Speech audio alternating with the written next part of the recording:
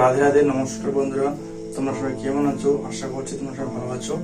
তো আজকের ভিডিওটি হলো আমাদের যুব সমাজের যিনি কি বলবো যুব সমাজকে এগিয়ে যাওয়ার অনুপ্রেরণা জাগাবে। ঠিক আছে,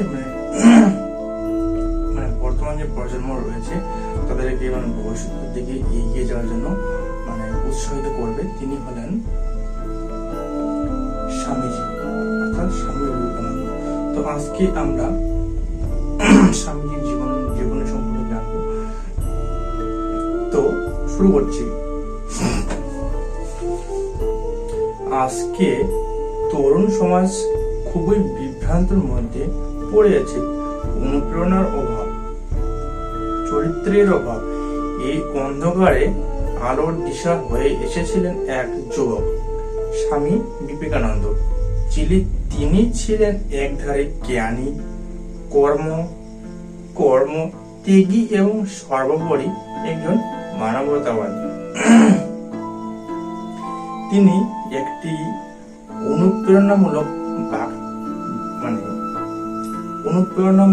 লাইন অর্থাৎ বাক্য বলেছিলেন যুব সমাজের জন্য।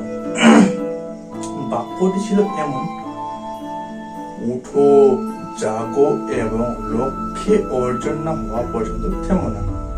অর্থাৎ তিনি যুব সমাজের উদ্দেশ্যে বলেছিলেন যে উঠো, লক্ষ্যে না পৌঁছানো পর্যন্ত হেরে যেও না। ঠিক আছে।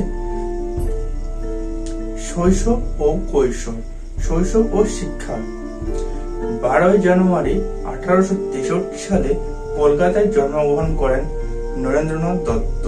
ছোট থেকেই ছিলেন বুদ্ধিমান, স্পষ্টভাষী ও যুক্তিবাদী ছিলেন। তিনি প্রেসিডেন্সি কলেজ এবং স্কটিশ চার্চ কলেজে দর্শন নিয়ে পড়াশোনা করেন। তিনি সবকিছুর সত্য জানতে চাইতেন।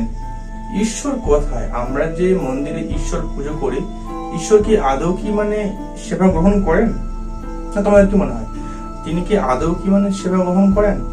আমরা যে ফল, প্রসাদ, অন্ন ঠাকুরের উদ্দেশ্যে অর্থাৎ ভগবানের উদ্দেশ্যে অর্পণ করি, তিনি কি সেগুলো গ্রহণ করেন? কিছু সময় পর 5 মিনিট, 10 মিনিট, 15 মিনিট পর আবার যখন আমরা মন্দিরে যাই, কি করি? তিনি কি খেয়ে নেন? তিনি কিন্তু যেভাবে দেওয়া হয় সেভাবে থেকে যায়। তো তিনি স্বামীজি জানতে চেয়েছেন ঈশ্বর কোথায়? ঈশ্বর কি মন্দিরে আছে বা ঈশ্বর মানব শরীরের মধ্যে লুকিয়ে রয়েছে? তো সেটি জানতে চেয়েছেন স্বামীজি। স্বামীজি বলেছেন, শিক্ষা এমন হওয়া উচিত যা মানুষের ভেতরের শক্তিকে জাগিয়ে তোলে। আমরা বর্তমান সময়ে কি দেখছি? আমাদের বর্তমান সময়ে শিক্ষা ব্যবস্থা কেমন? মুখস্থ, কণ্ঠস্থ এসব বিদ্যা, জাস্ট শুধু পরীক্ষার রেজাল্ট ভালো করার জন্য এসব শিক্ষা ব্যবস্থা প্রচলিত হয়েছে। সঙ্গে সাক্ষাৎ। এখানে বলে রাখি নরেন্দ্রনাথ, ঠিক আছে, এটা স্বামীজির শৈশবকালে তিনি কিন্তু নাম ছিল এটা। নরেনের সেই প্রশ্নের উত্তর আসে দক্ষিণেশ্বর মন্দিরে রামকৃষ্ণ পরমহংসের কাছ থেকে। প্রথমে সন্দেহ, সব ধর্মই সত্য এবং সব ধর্মের মধ্যে দিয়ে ঈশ্বর, ভগবান, গড, আল্লাহকে লাভ করা যায়। ঠিক আছে। এখন বর্তমান সময় দেখতেই পাচ্ছ হিন্দু মুসলিম এটাই দাঙ্গাটা বেশি কিন্তু। ঠিক আছে, বর্তমান সময় গেলে ধর্মকে নিয়ে রাজনীতি চলছে। বর্তমান সময়ে ধর্ম নিয়ে রাজনীতি, ধর্ম নিয়ে বিরোধিতা, মানুষের মধ্যে আজকাল কিন্তু এখনো কিন্তু কুসংস্কার লুকিয়ে রয়েছে। শোনো, ধরলাম গঙ্গারামপুরে। ঠিক আছে, গঙ্গারামপুরে কিন্তু বিভিন্ন দিক থেকে পৌঁছানো যায়। ওইদিক শিববাড়ির লাইন থেকে পৌঁছানো যায়, এদিকে তপন বাজার হয়ে গঙ্গারামপুরে আসা যায়, ওইদিক বালুঘাট, ফুলবাড়ি, তারপর প্রতিরাম, বল্লা, ওইদিক হয়ে গঙ্গারামপুর আসা যায়। এদিক বুনিয়াদপুর, ঠেঙ্গাপাড়া, মহারাজপুর, এদিক দিয়ে গঙ্গারামপুরে যাওয়া যায়। কোনো দিকে রাস্তা ভালো, কোনো দিকে রাস্তা খারাপ, কোন দিকে একটু উঁচু নিচু। আমি বোঝাতে কি চাইছি, শ্রীরামকৃষ্ণ পরমহংস কি বোঝাতে চেয়েছেন যে প্রত্যেকটা পথ দিয়ে যেমন গঙ্গারামপুরে আসা যায়, তেমনি ভাবে একই রূপ প্রত্যেকটা ধর্মের মধ্যে দিয়ে ঈশ্বর, আল্লাহ, গডকে লাভ করা যায়। ঠিক আছে, তো অতএব এটা ভেবো না আমি হিন্দু সনাতনী মানে এটা নয় আমার ধর্মের সত্য এবং ঠিক।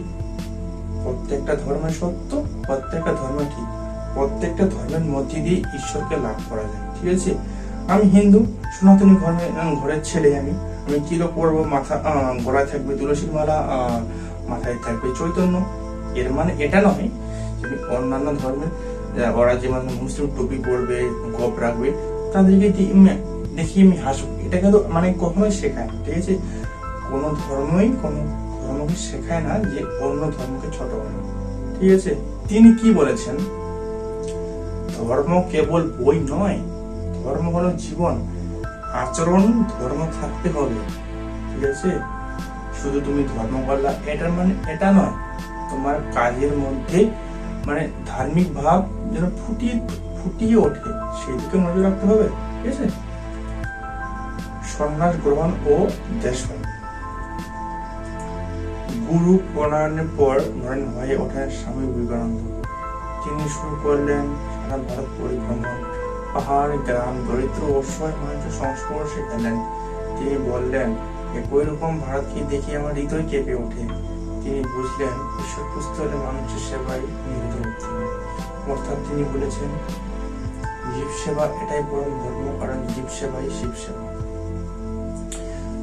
1947 সালে আমাদের দেশ স্বাধীন হয় 15 আগস্টে, এবং কিছু বছর আগে অর্থাৎ 1893 সালে 11 সেপ্টেম্বর শিকাগো ধর্মসভায় স্বামীজি বলেন, sisters and brothers of America.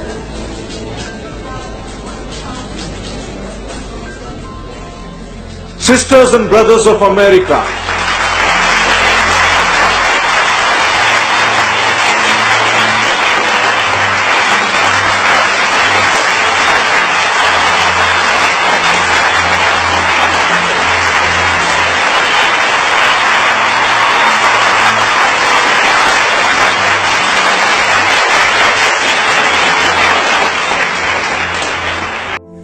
শুরুতেই 7,000 দর্শক করতালি দিয়ে উঠল। তিনি বিশ্বকে বললেন, ভারত কেবল গরিব দেশ নয়, এটা আধ্যাত্মিকতার পীঠস্থান। তিনি বললেন সব ধর্মে সত্যর পথে, শুধু তিনি বললেন সব ধর্ম সত্যর পথে, শুধু পথ আলাদা। ঠিক আছে, সব ধর্মের মধ্যে দিয়ে কিন্তু ঈশ্বরকে লাভ করা যায়। সব ধর্মের সত্য এবং সব ধর্মের মধ্যে দিয়ে ঈশ্বরকে লাভ করা যায়। তিনি কি বলেছেন, সব ধর্মের সত্য, তারা আলাদা পথে একই লক্ষ্যে যায়।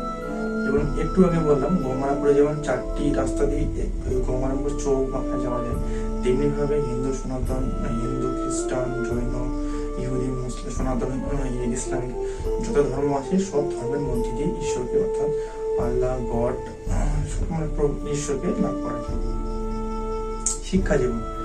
স্বামীজির কাছে শিক্ষা মানে শুধুমাত্র বই পড়া নয়, শিক্ষা মানে মানুষ তৈরি করা।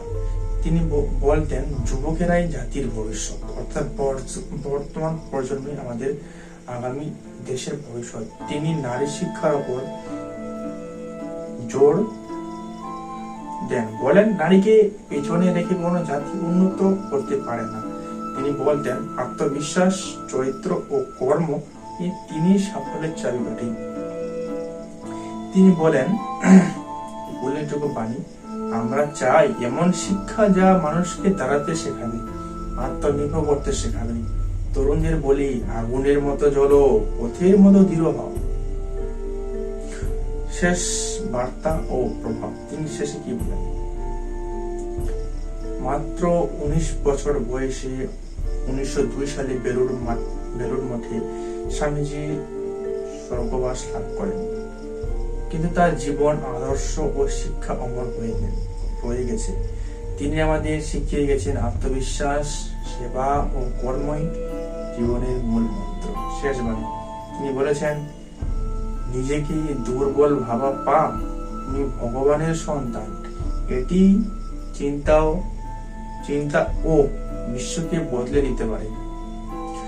তুমি যদি বারবার নিজেকে বলো যে আমি কিছু পারি না, আমার দ্বারা কিছু হবে না, আমি দুর্বল, তুমি কিন্তু তেমনি ভাবে কিন্তু দুর্বলে পরিণত হবে। অর্থাৎ স্বামীজি বলতে চেয়েছেন, তুমি নিজের মনটাকে যেটা বিশ্বাস করাবে তুমি ভবিষ্যতে তেমনি পরিণত হবে।